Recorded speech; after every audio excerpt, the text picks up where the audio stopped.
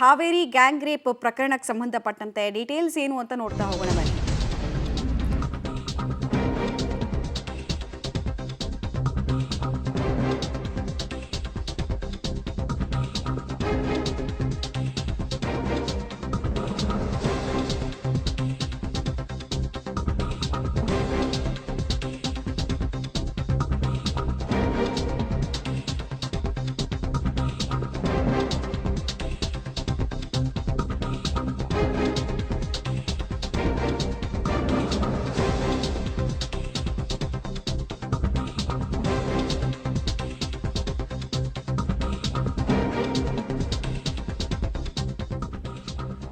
Okay, ಒಂದು detail ಸಿಗ್ತಾ ಇದೆ ನಮಗೆ.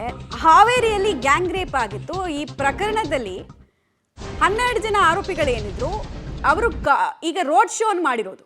5 ಕಾರುಗಳಲ್ಲಿ 20ಕ್ಕೂ ಹೆಚ್ಚು ಆರೋಪಿಗಳಿಂದ ರೋಡ್ ಶೋ. ಜಾಮೀನು ಸಿಗ್ತಾನೆ.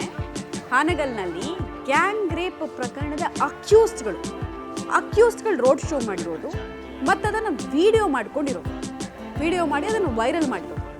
5 ಕಾರುಗಳಲ್ಲಿ, ಐಷಾರಾಮಿ ಕಾರುಗಳಲ್ಲಿ ದೊಡ್ಡ ಸಾಧನೆ ಮಾಡಿ ಆಚೆ ಬಂದಿದ್ದೀನಿ, ನಾನೊಬ್ಬ ಸ್ವಾತಂತ್ರ್ಯ ಹೋರಾಟಗಾರ ಅನ್ನೋ ರೀತಿ ಪೋಸ್ಟ್ ಕೊಟ್ಟು ಅದನ್ನು ವಿಡಿಯೋ ಮಾಡಿಕೊಂಡು ಬಿಟ್ಟಿದ್ದಾರೆ. ಇವ್ರದ್ದು ಬೇಲ್ ಅರ್ಜಿಗಳು ಎಷ್ಟು ಸಲ ರಿಜೆಕ್ಟ್ ಆಯಿತು ಅನ್ನೋದಕ್ಕೆ ಉದಾಹರಣೆಗಳು ಕೂಡ ನಮ್ಮ ಕಣ್ಮುಂದೆ ಇದೆ.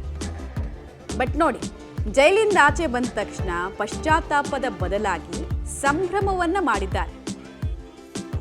ಸಂಭ್ರಮ, ಹಬ್ಬದ ರೀತಿ ಸೆಲೆಬ್ರೇಟ್ ಮಾಡಿದ್ದಾರೆ. ಜೈಲಿಂದ ಆಚೆ ಬಂದಿದ್ದಕ್ಕೆ ಸೆಲೆಬ್ರೇಷನ್ನು ಅಥವಾ ತನ್ನ ಕೃತ್ಯದ ಬಗ್ಗೆ ಒಂದು ಚೂರು ಕಿಂಚಿತ್ತೂ ಪಾಪ ಪ್ರಜ್ಞೆ ಇಲ್ಲ ಅನ್ನೋದನ್ನು ತೋರಿಸೋದಕ್ಕೆ ಹೊರಟಿದ್ದಾರೋ ಗೊತ್ತಿಲ್ಲ. ಆಮೇಲೆ ಅದಕ್ಕೆ ಬಿಲ್ಡಪ್ಗಳು ಬೇರೆ, ಬಿಟ್ಟಿ ಶೋಕಿ ನೋಡಿ.